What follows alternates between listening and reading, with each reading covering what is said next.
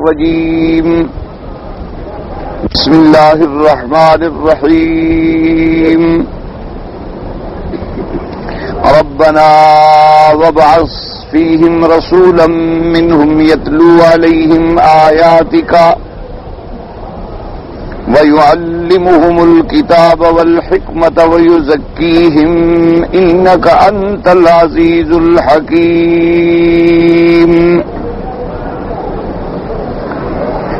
حضرت سیدنا ابراہیم علیہ السلام نے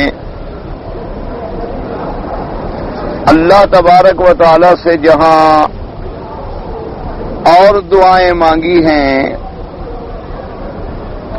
وہاں پروردگار عالم سے آپ نے یہ بھی دعا مانگی کہ ربنا وابعث فیہم رسولا منہم، اے رب ہمارے بھیج اپنا ایک رسول ان میں سے،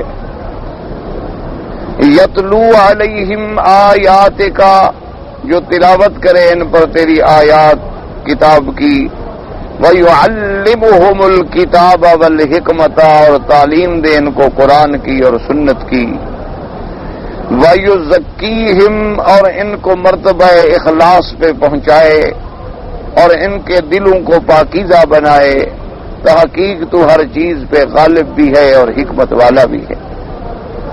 تو سیدنا ابراہیم علیہ السلام نے جہاں اور دعائیں مانگی وہاں یہ بھی دعا مانگی۔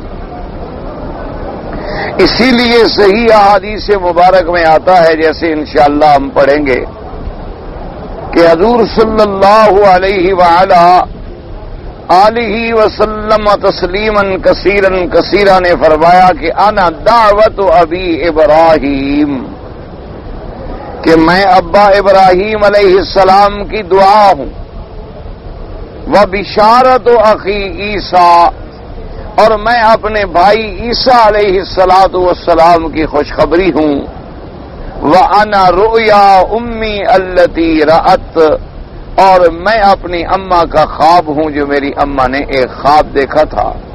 اور ایک حدیث مبارک میں یہ الفاظ بھی ہیں کہ جتنے انبیاء گزرے ہیں اللہ ان کی ماؤں کو ان کی ولادت سے پہلے ایسے خواب دکھلاتے۔ تو ایک مسئلہ تو یہ سمجھ لیں کہ حضور صلی اللہ علیہ وسلم کا یہ فرمانا کہ آنا دعوت ابی ابراہیم، ایک مسئلہ سمجھ لیں کہ یہ معنی نہیں ہوتا کہ آدمی صرف دعاؤں سے مقام نبوت پہ پہنچ جائے۔ نبوت تو ایک وہبی چیز ہے کہ اللہ جس کو چاہے عطا فرمائے۔ کوئی آدمی محنت سے یا مانگنے سے یا کوئی اپنی جد و جہد سے تو اس مقام پہ نہیں پہنچ سکتا۔ اور دوسری بات یہ ہے کہ اللہ تبارک و تعالی نے حضور صلی اللہ علیہ وسلم کی بعثت، آپ کی نبوت، آپ کی رسالت، آپ کا وقت بعثت، آپ کی ختم نبوت، اور یہ ساری باتیں جو ہیں خدا بند قدوس نے تو ابھی آسمان و زمین بھی نہیں بنے تھے کہ پہلے تعریف فرما دی، حکم فرما دیا، لکھوا دی اور لوح محفوظ میں محفوظ ہو گئے۔ اس لیے عام لوگوں کو مغالطہ لگتا ہے کہ جب یہ فیصلہ ہو چکا تو پھر دعا کا کیا معنی؟ تو بات کو سمجھیں کہ یہ فیصلے جتنے ہو چکے وہ تو میرے اللہ کے علم میں ہے نا، اور کسی کے علم میں تو یہ بات ہے نہیں۔ اللہ کے علم میں تو یہ بات ہے کہ ہم آخری انبیاء میں سے سب سے آخری نبی حضرت محمد الرسول اللہ صلی اللہ علیہ وآلہ آلہ وصحبہ وسلم کو بھیجیں گے، لیکن باقی اللہ تبارک و تعالی نے ان کا بعثت کا وقت، زمانہ، تفصیلات تو کسی کو علم عطا نہیں فرمایا۔ اسی طرح اللہ تبارک و تعالی نے عالم ارواح میں جیسے ارواح سے ایک عہد لیا تھا اپنی ربوبیت کے اقرار کا، اسی طرح انبیاء علیہم السلام سے بھی ایک عہد لیا گیا حضور صلی اللہ علیہ وسلم کی اعانت کا، اتباع کا اور آپ پر ایمان لانے کا، لیکن یہ تو کسی کو پتہ نہیں کہ وہ کب آئیں گے۔ تو اس لیے سیدنا ابراہیم علیہ السلام کی دعا بھی اپنی جگہ دعا ہے۔ باقی یہ بات سمجھ لیں کہ دعا سے کسی کو نبوت مل جائے تو یہ معنی یہ ہے کہ چونکہ تقدیر تو پہلے فیصلہ کر چکی تھی، یہ نہیں کہ وہ فیصلہ نہیں تھا اور اسی دعا کے بعد اللہ نے فیصلہ فرمایا، نا، فیصلہ تو اس وقت ہو گیا کہ ابھی آدم علیہ السلام کا گلگارا بنا تھا، اس سے بھی قبل یعنی فیصلہ ہو چکا۔ پھر چونکہ جیسے مثلا ایک واقعہ، ایک آدمی کہتا ہے جی کہ میرے لیے دعا کریں اللہ مجھے اولاد دے، آپ دعا کرتے ہیں تو جب بچہ ہوتا ہے وہ خوش ہو گیا تھا، جی آپ کی دعا اللہ نے سن لی، میرا بچہ ہو گیا، تو ٹھیک ہے، اس میں کوئی شک نہیں، لیکن اللہ تبارک و تعالیٰ کا فیصلہ تو ابھی آسمان و زمین بننے سے بھی پہلے ہو چکا تھا کہ میں اس کو اولاد دوں گا یا نہیں دوں گا، کہ اب اس کا اظہار چونکہ ہماری دعا کے بعد ہوتا ہے کہ اس واقعے کا ظہور پذیر ہونا وہ ہماری دعاؤں کے بعد ہوا، تو یہ نتیجہ نکلا کہ جی آپ کی دعا سے یہ ہو گیا، اور ہمیں دعا کرنے کا اجر ملا، ہمیں دعا مانگنے کا ثواب ملا کہ ہم نے ایک بھائی کے لیے ایک دعا کی، جیسے اللہ تبارک و تعالیٰ نے سیدنا موسیٰ علیہ السلام کی درخواست پہ ہارون علیہ السلام کو نبوت عطا فرمائی، لیکن اللہ کے علم میں تو یہ فیصلہ ہو چکا تھا، موسیٰ علیہ السلام کے یہ علم میں نہیں تھا، انہوں نے اپنے عجز کا تواضع کیا، اعتراف کیا کہ پروردگار عالم، زمانے کے فرعون سے میرا مقابلہ ہے اور پھر میرے ان کے ساتھ پہلے سے خلافات بھی ہیں، تو آپ میرے بازو کو مضبوط کریں کہ میرے بھائی کو بھی مہربانی فرما دیں۔ اللہ تبارک و تعالیٰ نے دعا منظور فرما، لقد اوتیت سؤلک یا موسیٰ، لیکن خدا کے علم میں سب کچھ پہلے سے ہے، اللہ تبارک و تعالیٰ کے علم میں، تقدیر میں، لوح محفوظ میں ہر چیز جو ہے وہ پہلے۔ اسی بنا پر بعض لوگ اس دھوکے میں آ جاتے ہیں کہ جی جب پہلے سے ہے کہ ایک کافر ہے، ایک مسلمان ہے، ایک آدمی چوری کرے گا، ایک ڈاکہ کرے گا، تو پھر ہمیں سزا کیوں ملتی ہے؟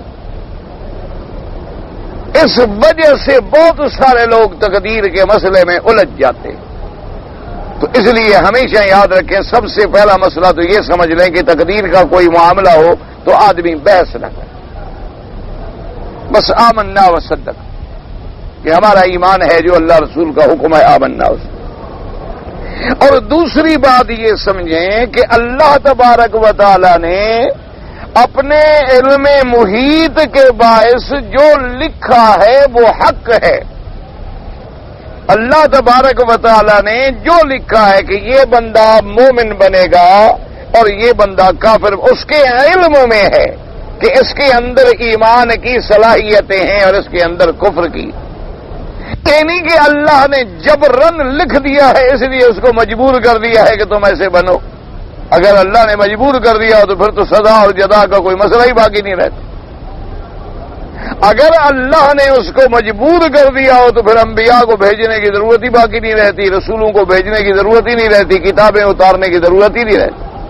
فرق صرف اتنا ہے کہ ہمارے سامنے جب وہ اسلام لے آتا ہے تو ہمیں پتہ لگتا ہے کہ یہ مسلمان ہو گیا، اگر خدا نہ کرے کسی نے کفر کیا ہمیں پتہ لگا ہے کافر، لیکن اللہ کے علم میں یہ سب کچھ پہلے سے ہے، اور جس کے لیے جو انہوں نے لکھا ہے وہ بالکل حق ہے، عدل ہے، انصاف ہے، کہ اس میں ہے ہی وہی کہ اس نے وہی کرنا ہے جو کرنا ہے، کرنے سے بھی پہلے خدا کے علم میں ہے، کرنا اس نے اپنے اختیار سے ہے، اسی کرنے پر تو اس کی سزا اور جزا مرتب ہوگی۔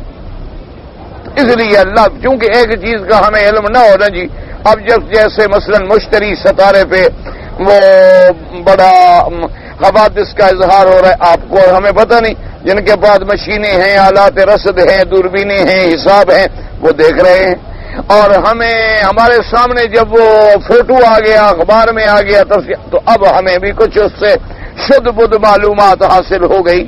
تو اب آپ اسی سے اندازہ لگائیں کہ خداوند قدوس کے نظام کا کتنا بڑا عالم ہے کہ اتنی بڑی دنیا کے لیے تو ایک چاند ہے اور اس کرے پہ کئی چاند ہیں، تو وہ کرہ کتنا بڑا ہوگا۔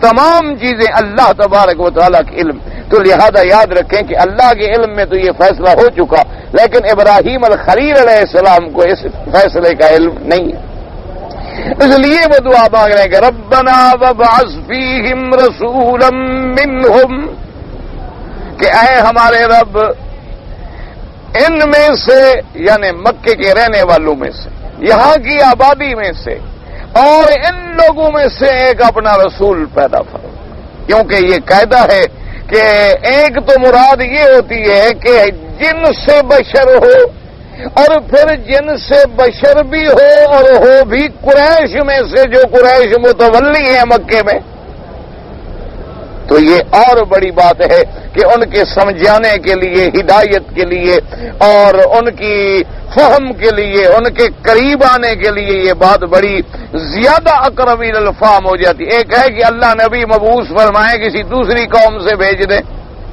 اور ایک کتنا بڑا شرف ہے کہ ان کی قوم میں سے اللہ نبی پیدا فرماتا۔ اللہ تبارک و تعالی یہ شرف بھی ان کو بخشے۔ اور پھر جو پیغمبر باہر سے آئے گا تو اس کے بارے میں کوئی معلومات نہیں ہوں گی انسان کو، لیکن جو پیغمبر ان میں سے پیدا ہوگا تو اس کو تو بچپن سے لے کر پیدائش سے لے کر عین اعلان نبوت تک کی پوری زندگی ان کے سامنے ہوگی، ان کی ولادت، ان کی رضاعت، ان کا بچپن، ان کی جوانی، ان کی صورت، ان کی سیرت، ان کا کردار، ان کی گفتار، ان کے اقوال، ان کے اعمال سب سامنے ہوں گے۔ تو جب سب سامنے ہوں گے تو پھر بات سمجھنے کے لیے اور زیادہ آسانی ہے۔ اسی لیے جب حضور صلی اللہ علیہ وآلہ آلہ واصحابہ وسلم تسلیما کثیرا کثیرا نے بلایا تھا کفار قریش کو، اور اس کے بعد آپ نے پوچھا کہ مجھے یہ بتاؤ کہ میرے بارے میں تمہارا کیا خیال ہے؟ کہنے لگے ما جربناک الا صادقا عادلا، کہنے لگے ہمارا تجربہ یہ ہے آپ سچے، آپ تو سچ بولنے والے۔ اسی لیے جب بنا کعبہ پہ جھگڑا ہوا تو کہنے لگے اب شروع جا صادق الامین، مبارک ہو ہمارے فیصلے کرنے کے لیے وہ ذات پاک تشریف لا رہی ہیں جو صادق بھی ہے، امانت والا بھی۔ اس لیے سیدنا خلیل نے دعا مانگی، میرا اللہ رحمت فرما کہ وابعث فیہم رسولا منہم، اور اسی لیے یہ مسئلہ بھی سمجھ لیں کہ اگر رسول یعنی غیر بشر ہوتا، یعنی اللہ کے نبی، اللہ کے رسول بشر نہ ہوتے، اولاد آدم نہ ہوتے، تو اب کیا ہوتے؟ جن کا تو اتنا مرتبہ نہیں کہ اسے نبوت دی جائے، لہذا باقی بچے فرشتے۔ یعنی اب اللہ تبارک و تعالیٰ اگر بھیجے تو پھر نوری رسول بھیجے۔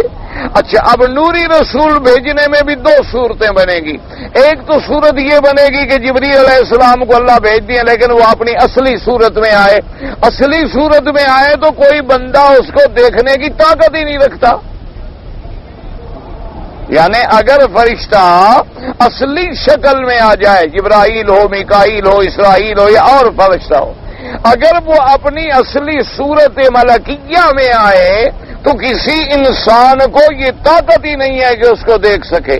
یعنی آپ اندازہ کریں کہ 1,24,000 انبیاء علیہم الصلاۃ والتسلیم نے بھی جبرائیل کو اپنی اصلی شکل میں نہیں دیکھا، الا محمد الرسول اللہ صلی اللہ علیہ وسلم۔ حضور پاک صلی اللہ علیہ وسلم نے جبریل کو اصلی شکل میں دیکھا، اور دیکھنے میں بھی یہ عالم ہوا کہ اغمیہ علیہ، حضور صلی اللہ علیہ وسلم پہ غشی طاری ہو گئی خوف سے، اور حدیث مبارک میں موجود ہے کہ حضور صلی اللہ علیہ وسلم زمین پہ بیٹھ گئے، اور جبریل علیہ السلام نے جلدی جلدی اپنی شکل بدلی، نیچے اترے اور کہا انت رسول اللہ وانا جبرائیل۔ حضور کیوں گھبرا رہے ہیں؟ آپ اللہ کے رسول ہیں اور میں تو جبریل ہوں۔ تو حضور صلی اللہ علیہ وسلم نے فرمایا کہ میں نے جب جبریل کو دیکھا لقد ملأ الافق، یہ سارا افق کہتے ہیں یہ جو ہمارے سامنے آسمان اور زمین کا یہ خلا ہے یہ سب بھر گیا، اور فرمایا وَلَهُ 600 جناح، اس کے تو 600 پر تھے۔ حضور صلی اللہ علیہ وسلم یعنی اللہ کے نبی نے بھی زیارت کی تو اغما ہو گیا، اور کس کی کیا طاقت ہے؟ تو لہذا یہ بات تو طے ہو گئی کہ اگر اللہ نبی بھیجتے نوری اور ملائکہ میں سے تو کوئی دیکھنے کی طاقت ہی نہیں رکھتا، ختم۔ اب کیا ہوتا کہ پھر انسان کی شکل میں آتا، اللہ پاک بھیجتے نوری لیکن آتا انسان کی شکل میں۔ اب انسان کی شکل میں اگر وہ آتا تو پھر بھی تو لوگ دھوکے میں پڑ جاتے، جیسے بی بی مریم علیہ السلام کو ہوا، دور سے دیکھا کہ ایک انسان آ رہا ہے، قالت انی اعوذ بالرحمن منک ان کنت تقیا، اس نے کہا میں تو رحمان کے نام کے ساتھ پناہ پکڑتی ہوں، اگر تم اللہ سے ڈرنے والے ہو تم مرد ہو، عورت کے پاس کیسے آ رہے ہو، میرے قریب کیوں آ رہے ہو، دور ہو جاؤ۔ تو اب بی بی مریم علیہ السلام بھی دھوکے میں آ گئی کہ یہ ملک ہے، فرشتہ ہے یا انسان ہے، چونکہ شکل جو انسان کی تھی۔ انہوں نے وضاحت کی، قال انما انا رسول ربک، انما انا رسول ربک لیہب لک غلاما زکیا۔ انہوں نے کہا خدا کی بندی میں تو اللہ کا بھیجا ہوا ہوں، میں تو اللہ کا فرشتہ، اللہ کا ملک ہوں، اللہ کا قاصد ہوں، بھیجا ہوا تمہاری طرف، اور ہم تمہیں خوشخبری دینے آئے ہیں کہ تمہیں اللہ پاک ایک پاکیزہ بچہ عطا فرمائیں گے۔ تو اب بی بی مریم علیہ السلام جب گھبرا گئی، نہ سمجھ سکیں، التباس میں آ گئی، تو پھر عام آدمی کی کیا طاقت ہے؟ تو عام آدمی کو بھی دھوکہ ہوتا۔ اور دوسری بات یاد رکھو، اللہ نے نبی بھیجے، جد سے بشر سے بھیجے، اولاد آدم سے بھیجے علیہم السلام، اور وہ کھانے والے، پینے والے، شادی کرنے والے، دکھ تکلیف بخار اٹھانے والے، موت و حیات ان پہ آنے والی، اس کے باوجود بھی لوگوں نے ان کو خدا بنا ڈالا۔ اور اگر فرشتہ ہوتا تو وہ کھاتا بھی نہ، پیتا بھی نہ، شادی بھی نہ کرتا، ہوتا بھی انسان کی شکل میں، اس کو تو پہلے دن خدا بنا دیتے۔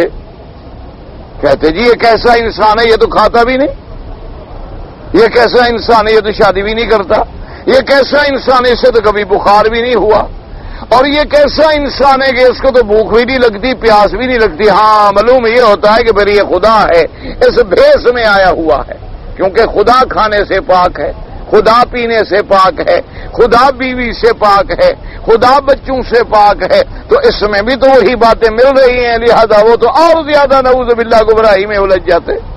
تو سب سے بڑی نعمت کیا تھی کہ اللہ تبارک و تعالی رسول بھیجے، اور اس جنس سے بھیجے جس جنس کی ہدایت مطلوب ہے۔ اس لیے سیدنا خلیل نے دعا مانگی، ربنا وابعث فیہم رسولا منہم، اے پروردگار عالم، اے ہمارے رب رسول بھیج ان میں سے، یتلو علیہم آیاتک ویعلمہم الکتاب والحکمت ویزکیہم انک انت العزیز الحکیم۔ اور حضرت ابراہیم علیہ السلام نے دعا کے بعد، یا اللہ وہ رسول جب آئے، کیونکہ ابراہیم الخلیل کو پتا ہے اللہ کے نبی ہے، اللہ کے پیغمبر ہے، کہ پیغمبر کے وظیفے کیا ہوتے ہیں، 4 وظیفے ہوتے ہیں نبی کے، یعنی 4 ڈیوٹیاں، 4 وظیفے، 4 مراتب، 4 فرائض ہوتے ہیں۔ ایک فریضہ کیا، یتلو علیہم آیاتک، تیرا قرآن پڑھ کے سنائے اپنی امت کو، تو تلاوت کتاب۔ یاد رکھو، ایک ہے لفظ تلا یتلو، ایک ہے کرا یقرأ، کرا کا معنی بھی پڑھنا، تلاوت کا معنی بھی پڑھنا، لیکن دونوں میں ایک فرق ہے کہ قرات کا لفظ اتنا عام ہے کہ آپ کچھ بھی پڑھیں، آپ قرآن پڑھیں گے تو کہیں گے کرا، آپ حدیث پڑھیں گے تو کہیں گے قرات والا فلان، اگر آپ اخبار پڑھیں، رسالہ پڑھیں تب بھی کہیں گے کہ قرات و کتاب فلان، اچھی کتاب پڑھیں، بری کتاب پڑھیں تب بھی آپ کہیں گے قرات۔ لیکن لفظ تلاوت کا اطلاق صرف وہاں ہوتا ہے جب کوئی مقدس کتاب پڑھی جائے، مقدس کلام پڑھی جائے، جس کے پڑھنے پر اللہ کی طرف سے ثواب مرتب ہو۔ یعنی یہ کوئی نہیں کہے گا مثلا کہ آپ کوئی گندی کتاب پڑھیں، کوئی جنسی رسالہ پڑھیں، کوک شاستر پڑھیں اور کہیں نہیں میں نے کوک شاستر کی تلاوت فرمائی ہے، تو یہ نہیں کہا جائے گا، اس لیے کہ لفظ تلاوت جو ہے وہ مشعر ہے اس معنی میں کہ ایسی کتاب کا پڑھنا جس کا پڑھنا بھی عبادت، جس کا پڑھنا بھی ثواب، جس کے پڑھنے پر بھی اللہ تبارک و تعالیٰ کے انعامات مرتب ہوں۔ اس لیے قرآن پاک میں آپ دیکھیں، یتلونہ حق تلاوتی آئے گا، یتلون آیات اللہ آناء اللیل، اور یہاں آیا یتلو علیہم آیاتک ویعلمہم الکتاب والحکمہ، تو لفظ تلاوت آیا، وہ لفظ قرات بھی جائز ہے، جیسے قرآن کہتا ہے فَإِذَا قَرَأْتَ الْقُرْآنَ فَاسْتَعِذْ بِاللَّهِ، جب تم اللہ کے قرآن کی قرات کا ارادہ کرو، تلاوت کا ارادہ کرو، تو پہلے اللہ تبارک و تعالی سے شیطان مردود سے اللہ سے پناہ پکڑو، شیطان کے وساوس سے، اس کے قید سے، اس کے مکر سے، کہ قرآن پڑھنے سے پہلے کہو کہ اعوذ باللہ من الشیطان الرجیم، یا اللہ میں پناہ پکڑتا ہوں، تیری پناہ میں آتا ہوں اس شیطان سے جو مردود ہے، جو مطرود ہے، جو مرجوم ہے، جو ملعون ہے۔ کیوں؟ وجہ یہ ہے کہ کہیں قرآن پڑھتے پڑھتے بھی نہ تم بھٹک جاؤ، شیطان ایسا تیرے دماغ میں خلل ڈالے گا کہ اللہ کے قرآن کے اندر تم کوئی تحریف کر بیٹھو گے، اللہ کے قرآن کے معنی بدل بیٹھو گے، اللہ کے قرآن کو پڑھنے کے بعد نعوذ باللہ اعتراض کر بیٹھو گے تو برباد ہو گئے۔ تو اس لیے حکم ہے کہ قرآن پڑھے تو پہلے پناہ اللہ کی پناہ میں آ جاؤ، تاکہ کہیں شیطان اپنے مکر سے، اپنے قید سے تمہیں اسی میں گمراہ نہ کر دے، کیونکہ عالموں کو علم کے راستے میں گمراہ کرتا ہے، وہ صوفیوں کو ان کے عبادت کے راستے میں گمراہ کرتا ہے، وہ بڑے بڑے بزرگوں کو ان کے مکاشفات کے راستے میں گمراہ کرتا ہے۔ تو اس لیے پہلے پناہ پکڑے اور پھر اللہ کا قرآن۔ تو پہلے اللہ کے نبی کی پہلی فریضہ کیا ہے؟ یتلو علیہم آیاتک، وہ تیری کتاب کی آیات پڑھ پڑھ کے اپنی امت کو سنائے۔ تو یاد رکھو تلاوت کرنا بھی ایک فریضہ ہے، نبوت ہے، ایک وظیفہ ہے، نبوت ہے، اور خوش قسمت ہے وہ لوگ جو صرف چلو قرآن پڑھا رہے ہیں، تو ایک نبی کی وظیفے پر تو عمل پیرا ہے نا۔ اس لیے ہمیں، اور دوسرا وظیفہ یعلمہم الکتاب، اور قرآن کی ان کو تعلیم دے، یہ نہیں کہ زبان سے خود سمجھ لیں گے کہ عربی ہیں، خود سمجھ لیں گے نا، جب تک اللہ کا نبی قرآن نہیں پڑھائے گا قرآن سمجھ نہیں آئے گا، یاد رکھیں۔ اس لیے ہمیشہ جو آدمی اپنے عقل سے سمجھنے کی کوشش کرتے ہیں وہ ہمیشہ ٹھوکریں کھاتے ہیں، ہمیشہ الجھ جاتے ہیں، اور ان کو حقیقت تک پہنچنا جو ہے وہ مشکل ہو جاتا ہے۔ حالانکہ دیکھیں قرآن بھی عربی ہے، مکے والے بھی عربی ہیں، اور لغت قریش میں نازل ہوا ہے، لیکن لازم ہے وَيُعَلِّمُهُمُ الْكِتَابَ، اللہ کا نبی تیرے قرآن کی تعلیم دے، لوگوں کو علم سکھلائے کہ قرآن کیا کہتا ہے۔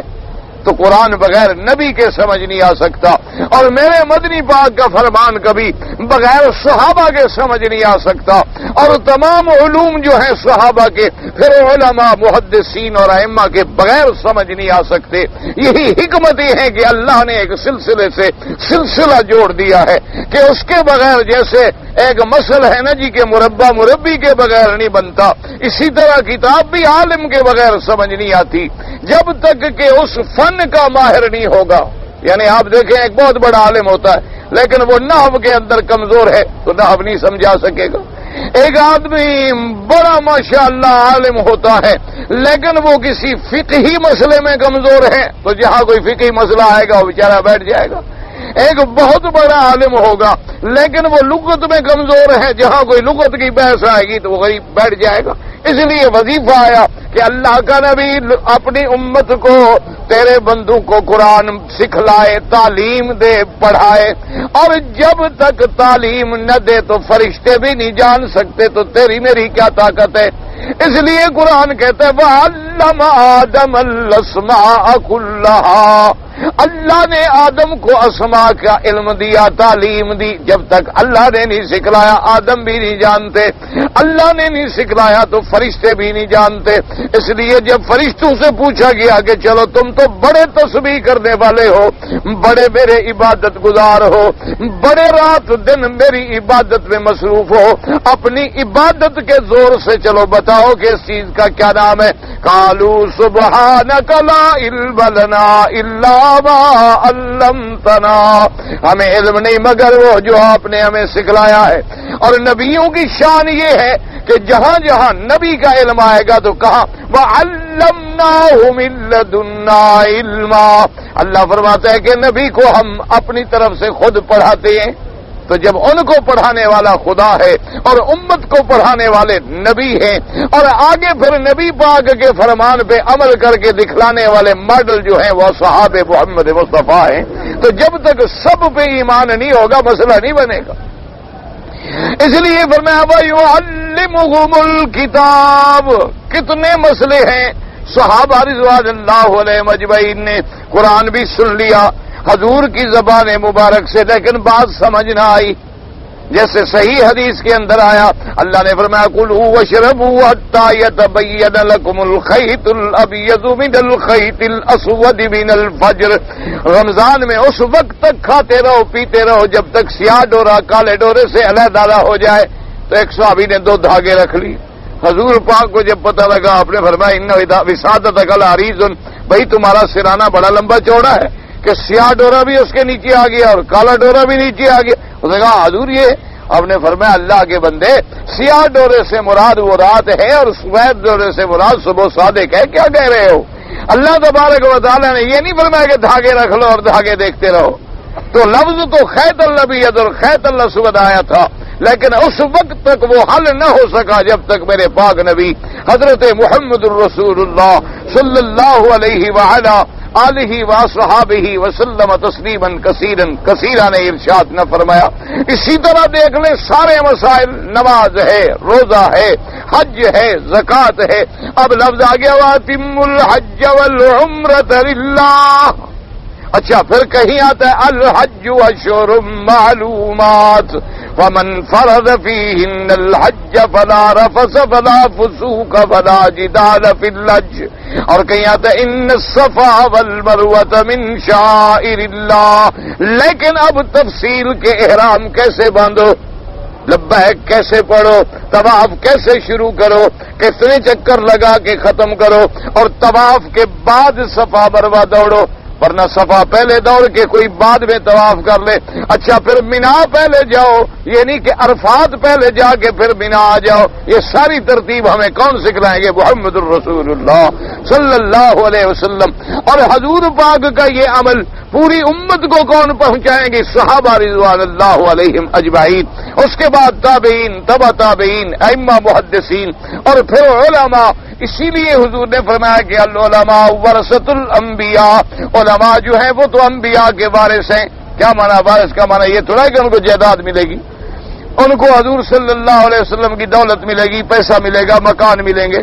ان پر وارث کس بات کے ہیں؟ علم کے وارث ہیں، کہ وہ قرآن و حدیث کا جو علم ہے جو ان کو منتقل ہوا ہے، تو وارث وہی ہوتا ہے جس کو والدین کا ورثہ ملے۔ اللہ کے نبیوں کا ورثہ علم ہے، وہ جن کو ملا تو معلوم ہوا وارث یہی ہے۔ اس لیے فرمایا العلماء ورثۃ الانبیاء۔ تو پہلا وظیفہ کیا ہے؟ تلاوت کتاب۔ دوسرا وظیفہ کیا ہے؟ تعلیم کتاب، قرآن کا پڑھنا پڑھانا، قرآن کا سیکھنا سکھلانا۔ اس لیے اللہ تبارک و تعالی، اب یاد رکھو اگر کوئی تلاوت کتاب میں مشغول ہے تو وہ بھی میرے مدنی کے وظیفے پہ چل رہا ہے، اور کوئی قرآن پڑھا رہا ہے، تفسیر پڑھا رہا ہے، سمجھا رہا ہے، وہ بھی نبی پاک کے وظیفے پہ چل رہا ہے۔ وَيُعَلِّمُهُمُ الْكِتَابَ وَالْحِكْمَةَ، اور حکمت سے کیا مراد ہے؟ مفسرین کرام نے فرمایا سنت رسول اللہ۔ حکمت سے مراد کیا ہے؟ سنت۔ اور بعض علماء نے فرمایا حکمت سے مراد کیا ہے؟ دین کی فہم پیدا کر دینا، دین کا فہم پیدا کرنا، کہ ایسا دین کا ذوق پیدا ہو جائے کہ اس بات کو وہ سمجھ لے، اس بات کو وہ سمجھ لے، اور ایسا ذوق پیدا ہو جائے۔ اللہ تبارک و تعالی دیکھ بڑے بڑے جیسے جن لوگوں کو اللہ نے قرآن کا ذوق عطا فرمایا، بعض لوگوں کو اللہ تبارک و تعالی نے سنت رسول کا ذوق عطا فرمایا، بعض لوگوں کو اللہ تبارک و تعالی نے فقہی مسائل کا ذوق عطا فرمایا۔ تو جب ذوق بن جاتا ہے خدا کی قدرت برادری، جب قرآن پڑھتا ہے نا اس میں اللہ پاک انشراح صدر فرماتے ہیں۔ جیسے کہ سیدنا عمر رضی اللہ تعالیٰ عنہ کا دیکھو کتنا ذوق بلند ہے، کتنا فکر بلند ہے، کہ جب حضور پاک نے یہ آیت تلاوت کی ثم خلقنا النطفة علقة فخلقنا العلقة مضغة فخلقنا المضغة عظاما فكسونا العظام لحما ثم انشأناه خلقا آخر۔ جب یہاں تک حضور نے پڑھا تو فوراً حضور نے کہا فتبارک اللہ۔ حضور نے فرمایا عمر اللہ نے قرآن اسی طرح اتارا ہے جیسے تم پڑھ رہے ہو۔ فتبارک اللہ احسن الخالقین. یہ پھر ایک مقام آ جاتا ہے. اللہ تبارک و تعالی ایسا ذوق پیدا فرما دے. اب جیسے سیدنا صدیق رضی اللہ تعالیٰ عنہ، ان کے اندر اللہ نے وہ ذوق فہم کلام رسالت کا عطا فرما دیا تھا. یعنی آپ حیران ہوں گے کہ حضرت عمر رضی اللہ تعالیٰ عنہ صلح حدیبیہ والے دن حضور کی خدمت میں آئے اور آگے کہا کہ یا رسول اللہ صلی اللہ علیہ وسلم، آپ اللہ کے سچے نبی، آپ اللہ کے سچے رسول ہیں. اور آپ نے تو فرمایا میں نے خواب دیکھا ہے، میں نے خواب دیکھا ہے کہ لَتَدْخُلُنَّ الْمَسْجِدَ الْحَرَامَ إِنشَاءَ اللَّهُ آمِنِينَ مُحَلِّقِينَ رُؤُوسَكُمْ وَمُقَصِّرِينَ لَا تَخَافُونَ. آپ نے فرمایا میں نے خواب دیکھا ہے کہ ہم مسجد الحرام میں جائیں گے، عمرہ کریں گے، اس طرح پھروائیں گے، بال کٹوائیں گے، امن کے ساتھ جائیں گے، کوئی ڈر بھی نہیں ہوگا. تو یا رسول اللہ، اور ہمارا عمرہ تو نہیں ہو رہا، آپ نے جو خبر دی کہ ہم عمرہ کریں گے. تو حضور نے فرمایا، آپ نے فرمایا عمر میں نے یہ بھی کہا تھا کہ اس سال کریں گے، میں نے کہا تھا کہ خواب دیکھا ہے ہم کریں گے، لیکن کوئی سال، مہینہ، وقت کی پابندی. حضرت نے کہا حضور یہ تو نہیں فرمایا. حضرت عمر چپ ہو گئے، واپس آ گئے. حضرت صدیق رضی اللہ تعالیٰ عنہ کی خدمت میں آئے، حضرت ابی بکر کی خدمت میں آئے اور کہنے لگے ابا بکر بڑی بات عجیب ہے، سمجھ نہیں آتا کہ ہم حق پر ہیں، اللہ کے نبی سچے نبی ہیں، اور جب حضور نے فرمایا کہ ہم عمرہ کریں گے تو ہم بغیر عمرے کے تبارک و تعالیٰ جس کو عطا فرما دیتے اللہ تبارک. لیکن شرط یہ ہے کہ وہ محبت ہو تو پتہ چلے نا. ہم تو ہوئے زبانی کلامی عاشق، ہم ہوئے حلوائی، ہم ہوئے صرف 11ویں کے دودھ پی پی کے گردنیں موٹی کرنے والے، ہمیں کیا پتا عشق رسول کیا ہوتا ہے. آپ دیکھیں نا جی کہ ماں کو اپنے بیٹے سے سچی محبت ہوتی ہے. بیٹا 3000 میل دور ہونا، ماں کہتی آج میرا دل گھبرا رہا ہے، خدا کرے میرے بچے کو کوئی خیر ہو. وہ کون سا کوئی علم غیب تو نہیں ہوتا، وہ اس تعلق اور پریشان ہو جائے، وہی بس اس کا کھانا چھوٹ جائے گا، پانی چھوٹ جائے گا. لوگ کہیں کیا ہو گیا تمہیں، کوئی خط آیا، کوئی اطلاع آئی، کوئی ٹیلی فون آیا، کہیں گے نہیں آیا تو کچھ نہیں، بس میرا دل کہتا ہے میرے بچے کو خیر نہیں.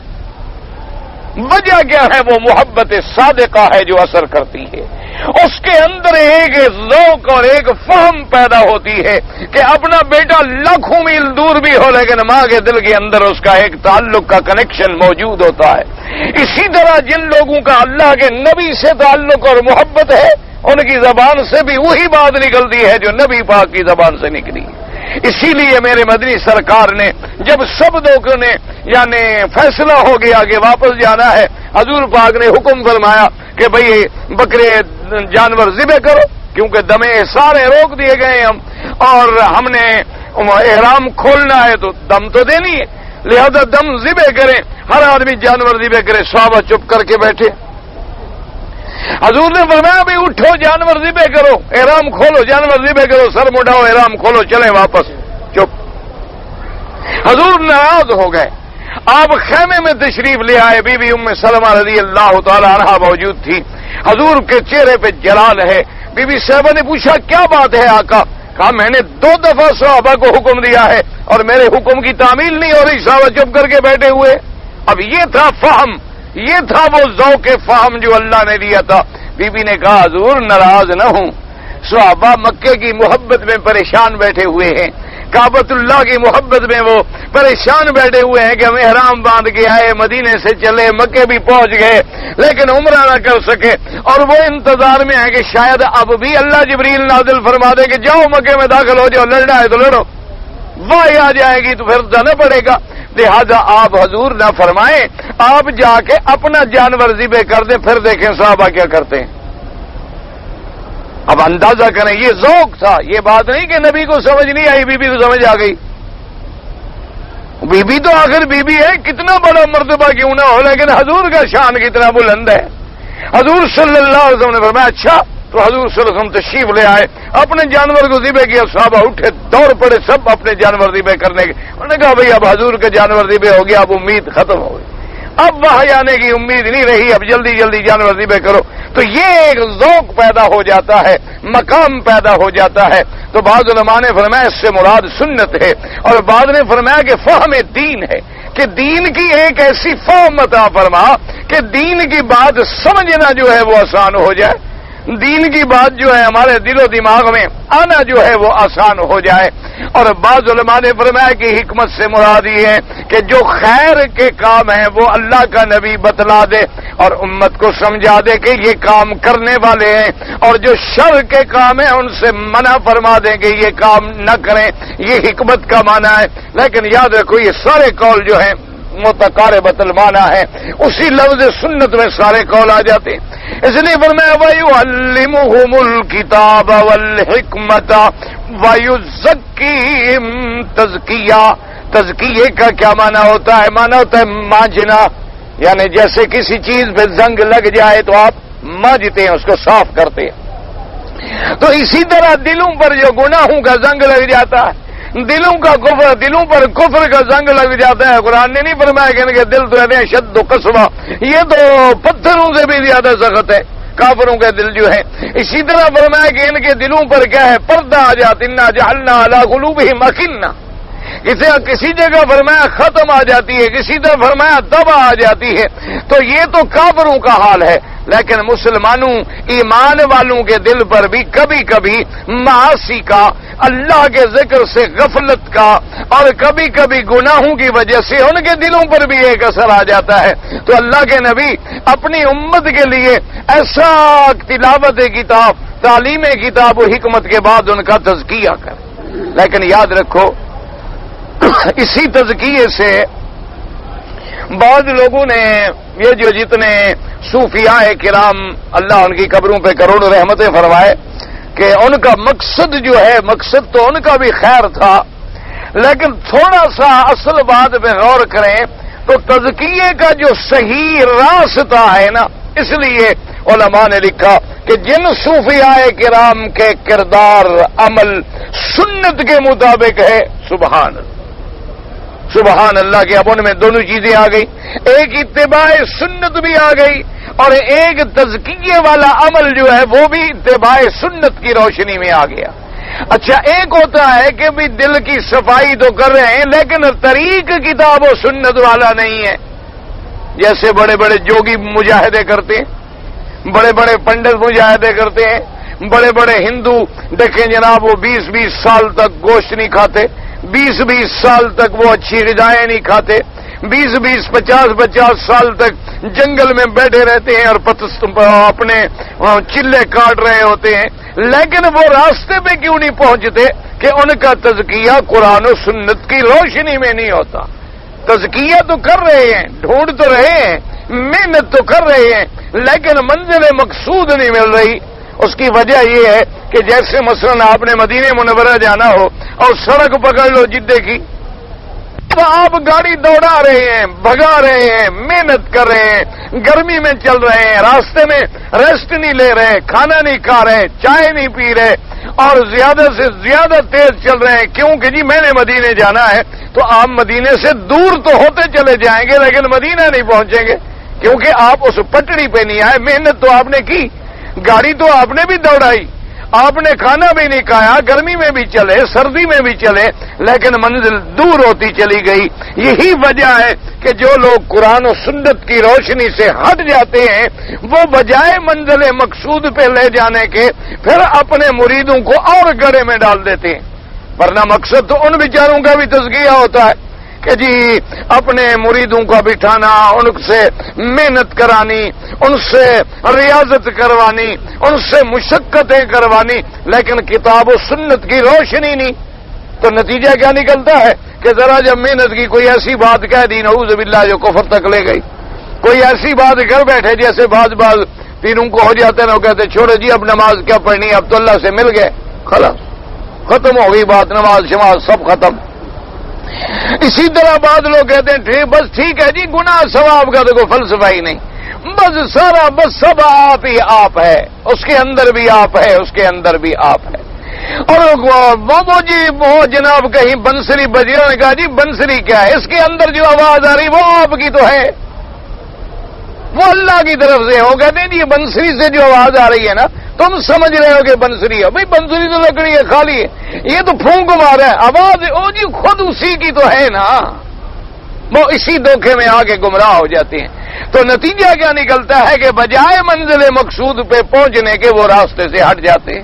اللہ تبارک و تعالی رحمت فرمائے۔ مثلاً کسی بزرگ پہ اللہ نے کوئی بات کھول دی اپنی رحمت کے ساتھ، اللہ تبارک و تعالی نے کھول دی، تو اب جناب جو آگے لوگ انہوں نے کہا جی ہمارے بزرگ تو ہر چیز کا پتہ، ہر چیز کا پتہ، وہ تو بالکل جناب جا کے آپ بیٹھے ہیں آپ کو سب کچھ بتا دیں گے۔ تو اب وہ نتیجہ کیا نکلا کہ قرآن و سنت کی روشنی سے ہٹ گئے۔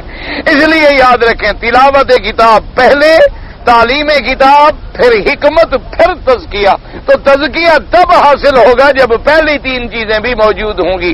اگر پہلی تین چیزیں ہی نہیں ہوں گی تو پھر تزکیے کا سوال ہی پیدا نہیں ہوتا، کیونکہ سب سے پہلی چیز کیا ہے؟ اگر آپ نے دلوں کو پاک کرنا ہے، اگر آپ مقام احسان پہ پہنچنا چاہتے ہیں، طریقہ کیا ہے؟ تلاوت کتاب۔ طریقہ کیا ہے؟ تعلیم کتاب۔ طریقہ کیا ہے؟ تعلیم حکمت۔ طریقہ کیا ہے؟ کہ اللہ تبارک و تعالیٰ کے رسول کے فرائض پہ چلیں۔ اسی لیے آپ دیکھیں نا جی کہ جو صحیح معنوں میں بزرگ ہوتے ہیں وہ پھر کیا کہتے ہیں؟ اچھا بھی ٹھیک ہے قرآن شریف، بھائی 10 پارے قرآن شریف پڑھو۔ اچھا آپ 10 پارے روزانہ، بھائی بات یہ ہے کہ ٹھیک نماز کی تکبیر اولا تمہاری نہیں چھوٹنی چاہیے، تمہاری تہجد، اوابین، اشراق بالکل نہیں چھوڑنے چاہیے، تحیت الوضو، تحیت المسجد، اور پھر تیری زبان لا یزال لسانک رطبا بذکر اللہ، اللہ کے ذکر سے ہر وقت تیری زبان تر رہنی چاہیے۔ اب وہ جب اس میں محنت کراتے ہیں نا جی تو پھر نتیجہ یہ نکلتا ہے کہ اللہ دلوں کی اصلاح فرما دیتے۔ اسی لیے پہلے یہ طریقے ہوتے تھے کہ بڑے بڑے علماء، بڑے بڑے جید عالم دین جو تھے وہ علم حاصل کرنے کے بعد پھر ایسے بزرگوں کی خدمت میں جاتے تھے کہ جو علم کے اندر رسوخ پیدا کرے اور ان کو سنت اور قرآن کی روشنی کے اندر چلا کے ان کا تزکیہ کرے اور مقام احسان پہ پہنچائے۔ اسی لیے شیخ الاسلام ابن تیمیہ رحمہ اللہ تعالی نے لکھا ہے کہ ایک صوفی وہ ہوتے ہیں کہ جن کا معنی کیا ہے کہ ان کا دل صاف ہوتا ہے، اور صوفی کا معنی کیا ہوتا ہے کہ قرآن و سنت کا پیرو ہوتا ہے، ایک ہاتھ میں قرآن ہوتا ہے، ایک ہاتھ میں سنت ہوتی ہے، اس کا کوئی قدم سنت کے خلاف نہیں اٹھتا۔ انہوں نے فرمایا یہ اصل میں ہے صوفیاء کرام۔ اور بعض ہوتے ہیں صوفی صوف والے، کیا معنی ہے؟ یعنی گرم کپڑے پہن لیے، موٹے چھوٹے کپڑے پہن لیے، لمبے جبے کبے پہن لیے، موٹی تسبیح گلے میں ڈال لی، ایک دو آسے ہاتھ میں رکھ لیے ماشاءاللہ، اور بن گئے صوفی۔ اور بعض صوفی ہوتے ہیں کیا بنا؟ بالکل صفا، یعنی نہ شریعت ہے نہ قرآن ہے نہ حکمت ہے، وہ بھی صوفی کہلاتے ہیں۔ تو اس لیے اصل صوفی وہ ہے جو قرآن و سنت کا پابند ہے، قرآن و سنت پہ چلنے والا ہے، اور جن کا حکم یہ ہوتا ہے۔ اب حضرت حاجی امداد اللہ صاحب بڑے بزرگ گزرے، بڑے بڑے علماء دیوبند ان کے مرید تھے، لیکن کوئی مسئلہ پوچھنے آتا کہتے بھئی مسئلہ رشید احمد سے پوچھو، کوئی مسئلہ پوچھنے آتا کہتے بھئی مسئلہ حسین احمد سے پوچھو۔ انہوں نے کہا حضرت وہ تو آپ کے مرید ہیں، بھائی وہ علماء ہیں، شریعت کا مسئلہ تو وہ جانتے ہیں، ہم تو بس اللہ اللہ کرنا سکھلاتے ہیں، ہمیں کیا پتہ شریعت کے احکام کیا۔ تو یہ معنی ہوتا تھا کہ جب کوئی علمی بات آتی تو کہتے بھی گنگوہی سے رجوع کرو، علمی بات آتی فرماتے ہیں مدنی سے رجوع کرو، فتویٰ مفتی کفایت اللہ سے رجوع کرو، فلاں سے رجوع کرو، فرماتے ہیں بھائی شریعت کے شاہکار کو سمجھنے والے جو ہیں وہ علماء ہیں، ہم تو صرف اللہ اللہ کرانے والے لوگ ہیں کہ بھئی اللہ ذکر کرو، اللہ تبارک و تعالیٰ کے قرآن و سنت کو جو تم نے پڑھا ہے اس پر عمل کرو اور راسخ بن جاؤ۔ اس لیے یاد رکھیں تزکیہ اس وقت تک حاصل نہیں ہوگا جب تک پہلی تین چیزیں نہیں ہوں گی۔ پہلی چیز کیا؟ یتلو علیہم آیاتک، اس لیے سب سے بہتر عمل یہ ہے کہ قرآن پڑھا کرو، اور قرآن شریف میں ایک کوشش کرو کہ اگر اللہ نے علم نصیب کیا الحمدللہ، نہیں تو صرف تلاوت قرآن بھی بڑی بات، تلاوت قرآن کرو اور صحیح لفظوں کے ساتھ کرو۔ اگر کہیں غلطی پڑتی ہے کسی قاری سے ٹھیک کرا لیں اپنے الفاظ۔ اچھا اگر اللہ نے علم بھی دیا ہے تو پھر قرآن میں تدبر کرو، قرآن بھی پڑھو اور ترجمہ بھی پڑھو، یعنی روزانہ ایک منزل ہے، ایک پارہ قرآن پڑھ لیا، لیکن ایک رکوع قرآن شریف کا ترجمہ بھی دیکھ لیا۔ آج کل تو ہر زبان میں ترجمہ الحمدللہ موجود ہے، ہر زبان میں تفسیریں موجود ہیں، اور جو مسئلہ سمجھ نہ آیا وہاں ہلکی پنسل سے نشان لگا دیا، کسی عالم کے بعد جا کے بات سمجھ لی کہ جی یہ بات ذرا مجھے سمجھ نہیں آ رہی کہ اس کا مقصد کیا ہے۔ تو تلاوت کتاب، تعلیم کتاب اور تعلیم سنت جو ہے اس کے بغیر تزکیہ حاصل نہیں ہوتا۔ اور آخر میں انک انت العزیز الحکیم، پروردگار عالم غالب بھی تو ہے اور حکمت والا بھی تو ہے۔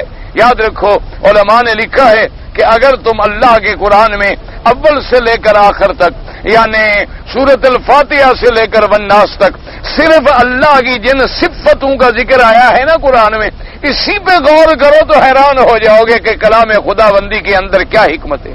دیکھو نا جی، کہیں مثلا غفور الرحیم کی صفت آئی ہے، کہیں سریع الحساب کی صفت آئی ہے، اور کہیں شدید العقاب کی صفت آئی ہے، اور کہیں اللہ تبارک و تعالیٰ کی صفت الرحمن الرحیم آئی ہے، کہیں مالک یوم الدین آئی ہے، اور کسی جگہ دیکھیں گے تو المؤمن والمہیمن والعزیز والجبار والمتکبر والی صفت آئی ہے، اور کہیں دیکھو گے تو الخالق والباری والمصور له الاسماء الحسنى، یعنی پورے اسماء کا ذکر آیا ہے، اور کہیں دیکھو گے تو عزیز اور حکیم کی صفت آئی ہے۔ تو علماء نے لکھا ہے کہ جو طالب العلم ہیں، جن کو اللہ تبارک و تعالی قرآن کی تفسیر اور قرآن کے ترجمے سے محبت دے، وہ غور کریں کہ جہاں جہاں اللہ کی جو صفتیں ہیں اس سے پہلی آیات پہ غور کریں، اس سے بعد والی آیات پہ غور کریں، تو پھر ان کو سمجھ آئے گی کہ یہاں ان صفتوں کا ذکر کیوں کیا گیا، ان صفتوں کا ذکر جو ہے وہ کیوں کیا گیا ہے۔ پھر جا کے بات سمجھ آئے گی کہ بھئی اس جگہ جو اللہ نے صفت بیان کی ہے غفور کی، اس جگہ اللہ نے صفت بیان کی ہے رحیم کی، اس جگہ اللہ تبارک و تعالیٰ نے صفت بیان کی ہے عزیز والی اور حکیم والی، تو اس کی کیا وجہ ہے؟ جب یعنی اسی پہ غور کر لو، چلو ان دو صفتوں پہ غور کر لو جو ابھی آپ نے پڑھی ہیں۔ ربنا وابعث فیہم رسولا منہم یتلو علیہم آیاتک ویعلمہم الکتاب والحکمہ انک انت العزیز۔ عزیز مانا غالب، عزیز مانا ایسا غالب جس کو کوئی طاقت مغلوب نہ کر سکے، جس کے حکم کو کوئی ٹال نہ سکے، جس کے فیصلے کو کوئی بدل نہ سکے۔ اللہ تبارک و تعالیٰ کی صفت ہے عزیز، وہ عزت والا، غلبے والا، جس کے اب کیا صفت یہاں عزیز کا ذکر کیوں آیا کہ میرا مولا اگر تو ان میں اپنا رسول بھیجے تو غالب ہے، تیرے حکم کو یہ بدل نہیں سکتے، تیرے حکم کو یہ ٹال نہیں سکتے کہ کتنی طاقت والے کیوں نہ ہو جائیں، لیکن تو عزیز ہے۔ اور اس کے بعد الحکیم، حکیم مانا یاد رکھو کہ جس کا ہر قول ہر فعل حکمت سے خالی نہ ہو۔ یاد رکھے نا، مثلا ایک آدمی بیمار ہو جائے، وہ کہے جی مجھے پیٹ میں درد ہے، تو آپ نے کہا کہ اچھا جی آپ ایسا کریں کہ پیٹ میں آپ کو درد ہو رہی ہے نا، آپ سونف لے کے کھا لیں۔ اچھا اس نے کھا لیا تو وہ ٹھیک ہو گیا، تو اب آپ کو حکیم نہیں کہیں گے، یہ تو ایک اتفاقی بات ہے، آپ نے کوئی سنا تھا، آپ نے بتا دیا، وہ ٹھیک ہو گیا۔ اسی طریقے سے یاد رکھیں، یعنی کوئی چیز کبھی اتفاق سے صادر ہو جائے تو وہ حکیم نہیں کہلاتا۔ اس لیے اب حکیم کیا ہے کہ جو چیز جیسے چاہے اس کے علم کے مطابق وہ بنے، یعنی اس کے علم میں تو پہلے موجود ہے، اور پھر جب وہ وجود میں آئے تو بالکل اس کے علم کے عین مطابق ہو، اس میں ذرا بر اختلاف نہ ہو، تو یہ ہے مقام حکمت کہ اللہ تبارک و تعالیٰ نے اسی لیے اپنے علم اور حکمت کو ظاہر کرنے کے لیے اول ما خلق اللہ القلم فقال له اكتب ما كان وما يكون وما هو كائن الى يوم القيامه، سب کچھ لکھا گیا اور لوح محفوظ میں رکھ دیا گیا۔ اب جب اللہ تبارک و تعالیٰ نے ان چیزوں کو دنیا میں ظاہر بنایا تو جو لکھا تھا نا آسمان و زمین پیدا کیے جائیں گے، جب پیدا ہو گئے اور ملائکہ کے سامنے وہ بات کھولی گئی تو اب سب نے کہا سبحان یا اللہ تیری ذات پاک ہے، جو تو نے لکھا تھا جیسے لکھا تھا بعین ہی اسی طرح ہوا۔ بعین ہی اسی طرح پیش آیا ہے. تو اس لیے اللہ تبارک و تعالیٰ کی صفت آئی کہ وہ حکیم ہے، اس کی ہر چیز میں ایک ہی حکمت ہے. اور ابراہیم علیہ السلام کہتے مولا اس گھر میں جہاں وادی غیر ذی زرع کچھ بھی نہیں تھا، اس مقام پہ تیرا کعبہ بنانا، تیرا گھر بنانا، اور پھر میرے بچوں کو یہاں بھیجنا، پھر مجھے یہاں بلانا، پھر مجھے معمار کعبہ بنانا، اپنا گھر بنا دینا، پھر مجھے حکم دینا کہ اس گھر کو آباد کرنے کے لیے لوگوں کو بلاؤ اذن فی الناس بالحج، اور پھر مجھے مناسک کی تعلیم دینا. یہ ساری چیزیں کوئی حکمت سے خالی تو نہیں ہے. تو بڑا حکمت والا ہے، تو بڑا حکمت والا ہے. ہر چیز میں تیری حکمتیں پوشیدہ ہیں. تو لہذا اگر میری دعائیں بھی منظور فرما لے تو میری دعائیں منظور کرنا تیرے آگے مشکل. میری دعاؤں کو پھر ظاہر میں اس کا ظاہر کر دینا جو ہے وہ بھی مشکل نہیں، چونکہ تو عزیز ہے. اور پھر جو بھی تیرا حکم ہوگا وہ حکمت سے خالی نہیں ہوگا، چونکہ تو حکیم ہے. تو اس لیے قرآن نے فرمایا کہ جہاں جہاں قرآن میں آتا ہے، جیسے اللہ نے فرمایا قصہ قوم سبا میں بلدۃ طیبۃ ورب غفور، وہاں غفور کی صفت آ گئی کہ بھئی ہم نے ایک تو آپ کو شہر اچھا دیا، ایسا شہر دیا ہے جس کی ہوا پاک ہے، جس کی فضا پاک ہے، جس میں کوئی موذی جانور زندہ نہیں رہ سکتا. بلدۃ طیبۃ، اور ایسا پاکیزہ، ایسا پھلوں والا جس کی مثال کوئی نہیں. اور پھر رب بھی ہو جو بخشنے والا ہے کہ تمہاری غلطیوں کو معاف کر کے ایسی ایسی نعمتیں تمہیں دے رہا، تمہاری غلطیوں پہ ستر فرمانے والا، تمہارے گناہوں کو معاف کرنے والا. تو اب وہاں دیکھیں مناسبت تھی صفت غفور کی. جیسے ابتدا میں آیا کہ الحمدللہ رب العالمین، اب جب رب العالمین وہ ہے تو پھر الرحمن الرحیم بھی وہ ہے. تو جب رب بھی ہے اور رحمان بھی ہے، رحیم بھی ہے، تو اب لوگ اس کی رحمت کی وجہ سے ایسے غرے نہ ہو جائیں کہ گناہوں میں پڑ جائیں گے. وہ تو جی رحیم ہے، ہم نے معاف کر دیں. اور میں مالک یوم الدین اس کی ایک صفت ہے. تو پھر یہ بات بھی یاد رکھو کہ وہ انصاف کے دن کا مالک بھی وہ ہے. پھر اس نے انصاف بھی کرنا ہے، اس نے جزا اور سزا بھی تمہیں دینی ہے. اس لیے علماء نے فرمایا کہ اگر آدمی اللہ کی صفات پہ جو قرآن میں مذکور ہیں غور کرے تو ایک عجیب سمندر ہے علم کا جو چھپا ہوا ہے. اللہ آپ کو بھی اور ہمیں بھی نصیب فرما دے. بھائی میں نے کئی دفعہ عرض کیا ہے، طواف کے بارے میں آتا ہے کہ اللہ تبارک و تعالیٰ ایک غلام کے آزاد کرنے کے برابر ثواب عطا فرماتے. یہ مسئلے نہیں ہوتے. کلمہ شریف کی فضیلت بتائیں، درود شریف کی فضیلت بتائیں، طواف شریف کی فضیلت بتائیں، نماز شریف کی فضیلت بتائیں، قرآن شریف پڑھنے کی فضیلت. یہ مسئلے نہیں ہیں، یہ تو فضائل ہیں. سوال مسائل میں ہوتا ہے، فضائل میں نہیں ہوتا. کوئی عقل کیا کرو، سمجھا کرو.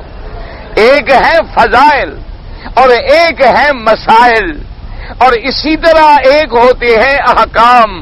تو اس لیے سوال تو اس میں پوچھا جاتا ہے کہ ایک آدمی کو ایک مسئلہ معلوم نہیں. باقی اگر فضیلت مثلا پڑھنی ہے تو فضیلت کعبہ کی کوئی کتاب لے لو تو فضیلتیں پڑھتے رہو. فضائل درود شریف لے لو تو اس میں درود شریف کی فضیلتیں پڑھتے رہو. اسی طرح فضائل مساجد پر کوئی کتاب اٹھا لو تو فضیلتیں کے بارے میں یہ نہیں ہوتا کہ یہ بھی کوئی مسئلہ ہے. اللہ تبارک و تعالیٰ کا حکم ہے ایک. دوسری بات یاد رکھو کہ کبھی عبادت کی جاتی ہے اس لیے کہ ہمیں فائدہ حاصل ہو، کبھی عبادت کی جاتی ہے اس لیے کہ ہم نقصان سے بچیں. یا اس کو میں آسان کروں، یوں سمجھو کہ ایک عبادت کی جاتی ہے ہمیں جنت ملے تو فائدہ ہے، نفع ہے نا. اور ایک آدمی عبادت اس لیے کرتا ہے اللہ میاں ہمیں جہنم سے بچا. لیکن جو اس کے بندے ہیں مقام عالی پہ پہنچتے ہیں وہ اس کی رضا کے لیے کرتے ہیں، اس کے نتیجے میں یہ چیزیں اللہ دے دے تو اس کی مہربانی. ورنہ وہ کہتے ہیں مولا ہم تو عبادت صرف تیرے لیے کر رہے ہیں، تیری رضا، تیرا حکم، تو نے حکم دے دیا کہ میرے گھر کے باہر پھر رہے. بس سیدھی سی بات، اللہ نے حکم دے دیا ہے کہ اس گھر کے باہر جناب پھرو. اچھا جی کتنے چکر لگائیں؟ 7 چکر لگاؤ. کیوں کہ اللہ نے حضرت ابراہیم علیہ السلام سے بھی 7 چکر لگوائے، اللہ نے حضرت آدم سے بھی 7 چکر لگوائے، اللہ نے حضور پاک سے بھی 7 چکر لگوائے. اب اسی میں کوئی الجھ جائے کہ چلو جی 7 ہیں تو پھر 8 کیوں نہیں، 7 ہیں تو جناب 6 کیوں نہیں، 7 ہیں تو جناب 5 کیوں نہیں، 7 ہیں تو جناب 70 کیوں نہیں. تو یہ ایسے بات ہوگی جیسے ایک پیاسے کو پانی پیاس لگے تو اس کا حل کیا ہے؟ آپ پانی دے وہ پی لے۔ اب وہ کہے کہ نہیں جناب میں تو ٹھیک ہے پیاس سے میں مرتا ہوں، لیکن آپ پہلے مجھے یہ بتائیں کہ پانی بنتا کیسے ہے، اس میں ہائیڈروجن کتنی ہوتا ہے، اس میں نائٹروجن کتنی ہوتا ہے، اس میں آکسیجن کتنی ہوتا ہے، فلاں چیز پہلے یہ جب تک نہیں بتائیں گے میں نہیں پیوں، نتیجہ نکلے گا مر جائے گا انشاءاللہ۔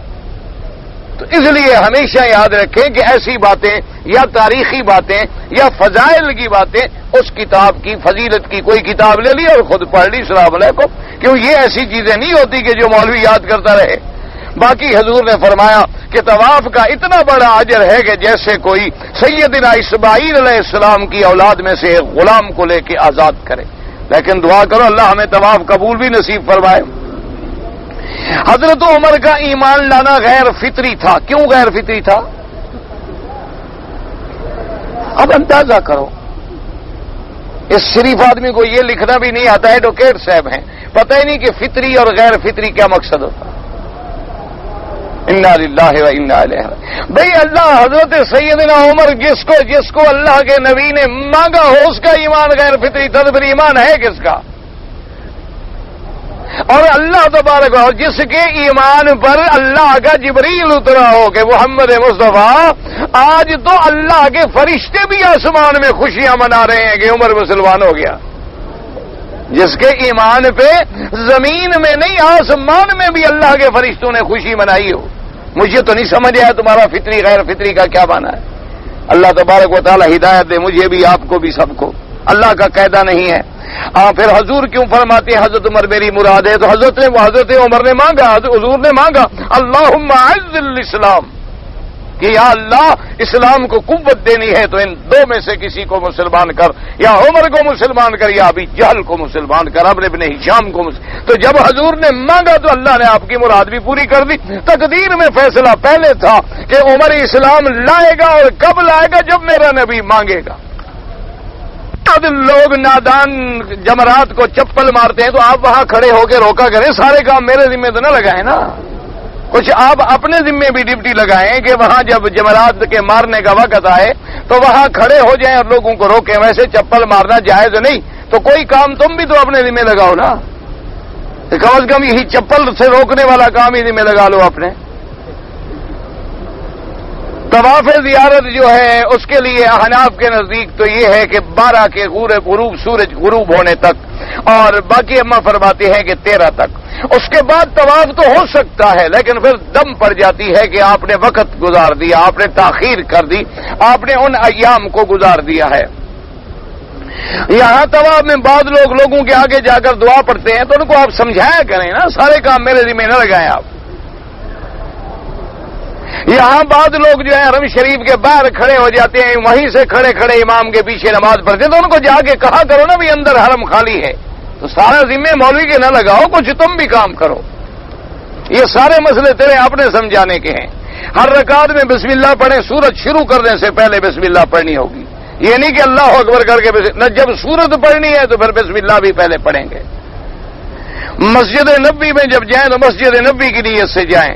کوئی غلام کو قتل کرے گا، غلام اگر ہو، اب تو غلام ہی نہیں رہا، لہذا مسئلے کی ضرورت ہی نہیں رہی، جب غلام آئیں گے تو مسئلہ بھی آ جائے گا۔ اس کے سید کو نہیں قصاص میں قتل کیا جاتا، لیکن یہ ہے کہ جب غلام ہی نہیں رہا تو مسئلہ ہی ختم ہو گیا۔ ایک آدمی نے کہتا ہے جی کہ ہم بستری کرتے ہوئے اپنی بیوی سے پیار کرتے ہوئے اس کے پستانوں میں منہ ڈال لیا، اس میں دودھ بھی تھا، تو کوئی حرج نہیں اگر آپ روزانہ بھی دودھ پئیں، نکاح نہیں ٹوٹتا۔ بیوی کا دودھ آپ روزانہ بھی پئیں، نکاح شکا نہیں ٹوٹتا، اور فائدہ بھی ہے کہ بیوی کی بیوی، گھر میں بھینس کی بھینس، دونوں کام تمہارے ہو گئے نا، دودھ لینے سے بھی تم بچ گئے۔ بازار سے جو دودھ خریدتے پھرو پتہ نہیں صحیح ہو، پاؤڈر والا ہو، اصلی ہو، نقلی ہو، اس طرح تمہیں دو فائدے ہو گئے، ایک بیوی مل گئی، ایک دودھ کی مشین بھی گھر میں مل گئی۔ بہرحال نکاح تمہارا نہیں ٹوٹتا، مزے کرو، لیکن یہ کام جو تم نے شروع کیا ہے نا، آخر انجام پیشاب پینے پہ آئے گا، یہ دیکھ لو، یہ میری طرف سے لکھ کے رکھ لو، کیونکہ جن لوگوں سے تم نے یہ چوسنا سیکھا ہے نا، وہ انشاءاللہ تمہیں وہاں لے جائیں گے، فکر نہ کرو۔ ورنہ یاد رکھو کہ بی بی عائشہ جیسی دنیا میں کوئی بی بی ہوگی، اور میرے مدنی پاک جیسا کوئی شوہر دنیا میں ہوگا؟ بی بی فرماتی ہیں کہ میں نے پوری زندگی حضور کا بدن نہیں دیکھا اور حضور پاک نے میرا بدن نہیں دیکھا. یہ ہے پاک لوگوں کا طریقہ. وہ تو میاں بیوی اس لیے ملتے ہیں کہ اللہ پاک دونوں کو گناہوں سے محفوظ رکھے, ایک تبالد اور تناسل کا سلسلہ جاری رہے. اب لوگوں نے حیوانوں کی طرح بڑھ کے جناب اس مقام پہ پہنچ گئے ہیں. پہلے یہ کام انگریزوں کا تھا, کافروں کا تھا, اور ان لوگوں کا تھا جو منکر قرآن و حدیث ہیں. اب مسلمان بھی ان کی نقل میں وہاں پہنچ رہے ہیں, اللہ معاف کرے, کہ وہ تو ایڈز کا شکار ہو کے گھبرا گئے اور یہ ابھی ابتدا میں ہیں, ابھی نمبر چل رہے ہیں, سٹیپ بائی سٹیپ ان کے قدموں پہ جا رہے ہیں. ان کا انجام بھی خدا جانے کیا ہوگا. حضرت علامہ انور شاہ کشمیری رحمت اللہ علیہ کے بارے میں کہ جب ان کی شادی ہوئی نا جی, تو دوسرے دن دوستوں نے چھیڑنے کے لیے, جیسے ہم اثر دوست ہوتے ہیں نا جی, اب جیسے ہم طالب علم بھائی ہیں تو کوئی میرے ساتھ مذاق کر لے گا, کبھی کسی کے ساتھ میں مذاق کر لوں گا, کہ ہم سب طالب جو ہیں بھائی جو ہیں پڑھتے ہیں, اکٹھے رہتے ہیں, اکٹھے اٹھتے ہیں. تو دوسرے دن دوستوں نے چھیڑا شاہ جی رحمت اللہ علیہ کو, کہنے کہ حضرت آپ کی شادی ہو گئی, آپ نے ہمیں کوئی سہاگ رات کا قصہ ہی نہیں سنایا, رات کیسے گزری, کیا ہوا, کوئی واقعہ تو سنائے. شاہ جی کی آنکھیں سرخ ہو گئی. آپ نے فرمایا خدا کی قسم ہے اگر میرے نانے کی سنت نہ ہوتی تو میں تو کبھی یہ کام بھی نہ کرتا. فرمایا میرے نانے کی سنت ہے, میرے آقا کی سنت ہے, میں حضور کا غلام ہوں, اس لیے میں نے نکاح سنت ہے کر لیا ہے, ورنہ یہ کوئی عالم کی شان ہے کہ وہ پیشاب کی جگہ پہ بیٹھا ہو. فرمایا میرا تو یہ ضمیر گوارا ہی نہیں کرتا تھا کہ بڑا اور بڑے سے بڑی ترقی کی اور انتہا یہی ہے کہ شام کو جا کے آدمی پیشاب والی جگہ پہ بیٹھا ہوا ہو. لیکن حضور کی سنت ہے, اللہ نے تبالد و تناسل کا سلسلہ رکھا ہے, آمنا و صدقنا, بس ہم اس کی تعمیل کریں گے. ورنہ یہ ایسی کوئی بات نہیں ہے کہ آدمی اس سے اتنی لذتیں لیتا پھرے کہ آدمی اسلام سے, اخلاق سے, ضمیر سے اور حدود سے بھی نکل جائے. اللہ تبارک و تعالی رحمت فرمائے اور اللہ سب کو ہدایت دے. حضور کی جو بنا تھی بالکل تھی, اب اس کی بنا کو توڑا گیا, اللہ کی مرضی. یہ تو اللہ تبارک و تعالی کی حکمتیں ہیں کہ اللہ نے پہلی بنا کو کیوں رکھا اور اس کو کیوں نہیں رکھا, اللہ کا منشا ہے. صدقہ اور دم کا گوشت جو ہے قیمت لے کر کھانا جائز ہے. عجیب بات ہے, جب ہے صدقہ تو یہ تو غریبوں کو دیا جائے گا, اگر وہ بیچتے پھر رہے ہیں تو خرید لو. یہ نہ ہو جیسے بعض لوگ کرتے ہیں نا جی, زکوٰۃ نکالنی بھی پڑ جائے نا جی تو پھر وہ اپنے زکوٰۃ کو پھر خرید لیتے ہیں. یعنی مثلا گائے دینی پڑ جائے زکوٰۃ میں, ایک گائے دینی ہے, گائے دے دی. اب جب وہ گائے لے کے بیچارہ غریب چلا گا, ٹھہرو یار ٹھہرو, کہاں تمہارا گھر کہاں ہے؟ اس نے کہا جی میرا گھر تو ہے مدینے شریف. یار مدینے شریف تک گائے لے جانا تمہیں تکلیف ہوگی, اچھا کتنے کی بیچو گے؟ انہوں نے کہا جی جو کو ان کا 100 روپیہ لو گے, 500 کی پھر 100 میں خرید لی. تو یہ نہ کرو کہ دم کا گوشت پہلے بیچو پھر خریدنے شروع کر دو. ویسے بہرحال اگر کسی غریب کو ملا